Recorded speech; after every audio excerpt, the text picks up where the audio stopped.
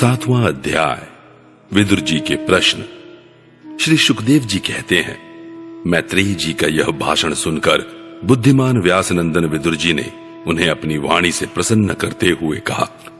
विदुर जी ने पूछा, भगवान तो शुद्ध बोध स्वरूप, निर्विकार और निर्गुण है। उनके साथ लीला से भी गुण और क्रिया का संबंध कैसे हो सकता है?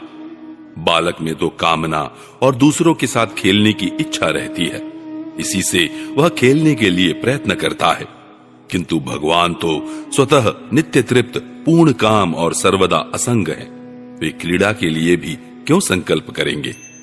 भगवान ने अपनी गुणमयी माया से जगत की रचना की है, उसी से वे इसका पालन करते हैं और फिर उसी से संहार भी करेंगे। जिनके ज्ञान का देश, काल अथवा अवस्था से, अपने आप या किसी दूसरे निमित्त से भी कभी लोप नहीं होता, उनका माया के साथ किस प्रकार संयोग हो सकता है? एकमात्र ये भगवान ही समस्त क्षेत्रों में उनके साक्षी रूप से स्थित हैं। फिर इन्हें दुर्भाग्य या किसी प्रकार के कर्म जनित क्लेश की प्राप्ति कैसे हो सकती है? भगवान, इस अज्ञान संकट में पड़कर मेरा मन बड़ा खिन्न हो रहा है। आप मेरे मन के इस महान मोह को कृपा करके दूर कीजिए। श्री सुखदेव जी कहते हैं, तत्व जिज्ञासु विदुर जी की यह प्रेरणा प्राप्त कर अहंकारहीन श्री मैत्रेयी जी ने भगवान का स्मरण करते हुए मुस्कुराते हुए कहा। श्री मैत्रेयी जी ने कहा, जो आत्मा सबका स्वामी और सर्वथा मुक्त स्वरूप है, वही दीनता और बंधन को प्राप्त हो। यह बात युक्ति विरुद्ध अवश्य है, किंतु वस्तुतः यही तो भगवान की माया है। जिस प्रकार स्वप्न देखने वाले पुरुष को अपना सिर कटना आदि व्यापार न होने पर भी अज्ञान के कारण सत्यवत भासते हैं, उसी प्रकार इस जीव को बंधनादि न होते हुए भी अज्ञानवश भास रहे हैं। यदि यह कहा जाए कि फिर ईश्वर में उनकी प्रतीति क्यों नहीं होती, तो इसका उत्तर यह है कि जिस प्रकार जल में होने वाली कंप आदि क्रिया जल में दिखने वाले चंद्रमा के प्रतिबिंब में न होने पर भी भासती है, आकाशस्थ चंद्रमा में नहीं, उसी प्रकार देह अभिमानी जीव में ही देह के मिथ्या धर्मों की प्रतीति होती है, परमात्मा में नहीं। निष्काम भाव से धर्मों का आचरण करने पर भगवत कृपा से प्राप्त हुए भक्ति योग के द्वारा यह प्रतीति धीरे धीरे निवृत्त हो जाती है। जिस समय समस्त इंद्रियां विषयों से हटकर साक्षी परमात्मा श्री हरि में निश्चल भाव से स्थित हो जाती है, उस समय गाढ़ निद्रा में सोए हुए मनुष्य के समान जीव के राग द्वेषादि सारे क्लेश सर्वथा नष्ट हो जाते हैं। श्री कृष्ण के गुणों का वर्णन एवं श्रवण अशेष दुख राशि को शांत कर देता है। फिर यदि हमारे हृदय में उनके चरण कमल की रज के सेवन का प्रेम जग पड़े, तब तो कहना ही क्या। विदुर जी ने कहा, भगवान, आपके युक्ति युक्त वचनों की तलवार से मेरे संदेह छिन्न भिन्न हो गए हैं। अब मेरा चित्त भगवान की स्वतंत्रता और जीव की परतंत्रता दोनों ही विषयों में खूब प्रवेश कर रहा है।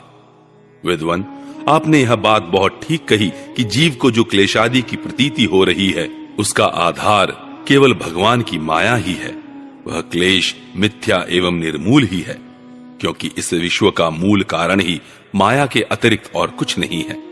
इस संसार में दो ही प्रकार के लोग सुखी हैं, या तो जो अत्यंत मूढ़ हैं, या जो बुद्धि आदि से अतीत श्री भगवान को प्राप्त कर चुके हैं। बीच की श्रेणी के संशयापन्न लोग तो दुख ही भोगते रहते हैं। भगवान, आपकी कृपा से मुझे यह निश्चय हो गया कि ये अनात्म पदार्थ वस्तुतः है नहीं, केवल प्रतीत ही होते हैं। अब मैं आपके चरणों की सेवा के प्रभाव से उस प्रतीति को भी हटा दूंगा। इन श्री चरणों की सेवा से नित्य सिद्ध भगवान श्री मधुसूदन के चरण कमलों में उत्कट प्रेम और आनंद की वृद्धि होती है, जो आवागमन की यंत्रणा का नाश कर देती है। महात्मा लोग भगवत प्राप्ति के साक्षात मार्ग ही होते हैं। उनके यहाँ सर्वदा देव देव श्री हरि के गुणों का गान होता रहता है। अल्प पुण्य पुरुष को उनकी सेवा का अवसर मिलना अत्यंत कठिन है। भगवान, आपने कहा कि सृष्टि के आरंभ में भगवान ने क्रमशः महदादि तत्व और उनके विकारों को रचकर फिर उनके अंशों से विराट को उत्पन्न किया, और इसके पश्चात वे स्वयं उसमें प्रविष्ट हो गए। उन विराट के हजारों पैर, जांघें और बाहें हैं। उन्हीं को वेद आदि पुरुष कहते हैं। उन्हीं में ये सब लोग विस्तृत रूप से स्थित हैं। उन्हीं में इंद्रिय, विषय और इंद्रियाभिमानी देवताओं के सहित 10 प्रकार के प्राणों का, जो इंद्रिय बल, मनोबल और शारीरिक बल रूप से 3 प्रकार के हैं, आपने वर्णन किया है। और उन्हीं से ब्राह्मण आदि वर्ण भी उत्पन्न हुए हैं। अब आप मुझे उनकी ब्रह्मादि विभूतियों का वर्णन सुनाइए, जिनसे पुत्र, पौत्र, नाती और कुटुंबियों के सहित तरह तरह की प्रजा उत्पन्न हुई और उससे यह सारा ब्रह्मांड भर गया। वह विराट ब्रह्मादि प्रजापतियों का भी प्रभु है। उसने किन किन प्रजापतियों को उत्पन्न किया तथा सर्ग, अनुसर्ग और मनवंतरों के अधिपति मनुओं की भी किस क्रम से रचना की। मैत्रेय जी, उन मनुओं के वंश और वंशधर राजाओं के चरित्रों का, पृथ्वी के ऊपर और नीचे के लोकों तथा भूरलोक के विस्तार और स्थिति का भी वर्णन कीजिए तथा यह भी बताइए कि तिर्यक, मनुष्य, देवता, सरीसृप और पक्षी तथा जरायुज, स्वदेज, अंडज और उद्भिज, ये 4 प्रकार के प्राणी किस प्रकार उत्पन्न हुए। श्री हरि ने सृष्टि करते समय जगत की उत्पत्ति, स्थिति और संहार के लिए अपने गुणावतार ब्रह्मा, विष्णु और महादेव रूप से जो कल्याणकारी लीलाएं की, उनका भी वर्णन कीजिए। वेश, आचरण और स्वभाव के अनुसार वर्णाश्रम का विभाग, ऋषियों के जन्म कर्मादि, वेदों का विभाग, यज्ञों का विस्तार, योग का मार्ग, ज्ञान मार्ग और उसका साधन सांख्य मार्ग तथा भगवान के कहे हुए नारद 5 रात्र आदि तंत्र शास्त्र, विभिन्न पाखंड मार्गों के प्रचार से होने वाली विषमता, नीच वर्ण के पुरुष से उच्च वर्ण की स्त्री में होने वाली संतानों के प्रकार तथा भिन्न भिन्न गुण और कर्मों के कारण जीव की जैसी और जितनी गतियां होती हैं, वे सब हमें सुनाइए। ब्राह्मण, धर्म, अर्थ, काम और मोक्ष की प्राप्ति के परस्पर अविरोधी साधनों का, वाणिज्य, दंड नीति और शास्त्र श्रवण की विधियों का, श्राद्ध की विधि का, पितृगणों की सृष्टि का तथा काल चक्र में ग्रह, नक्षत्र और तारागण की स्थिति का भी अलग अलग वर्णन कीजिए।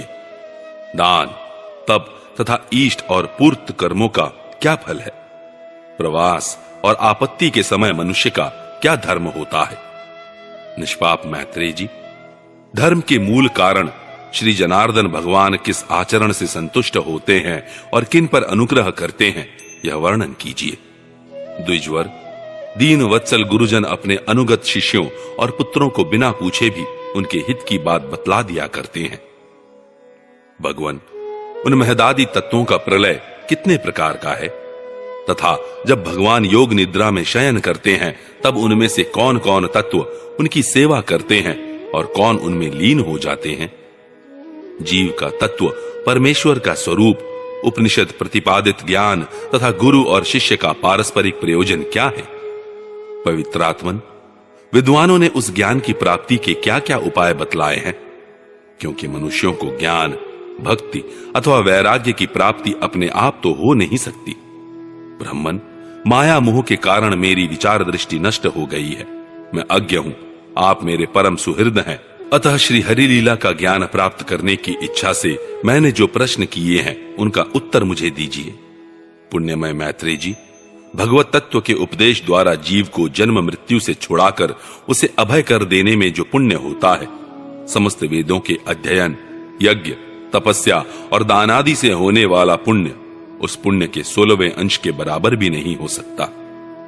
श्री सुखदेव जी कहते हैं, राजन, जब कुरुश्रेष्ठ विदुर जी ने मुनिवर मैत्रेय जी से इस प्रकार पुराण विषयक प्रश्न किए, तब भगवत चर्चा के लिए प्रेरित किए जाने के कारण वे बड़े प्रसन्न हुए और मुस्कुराकर उनसे कहने लगे,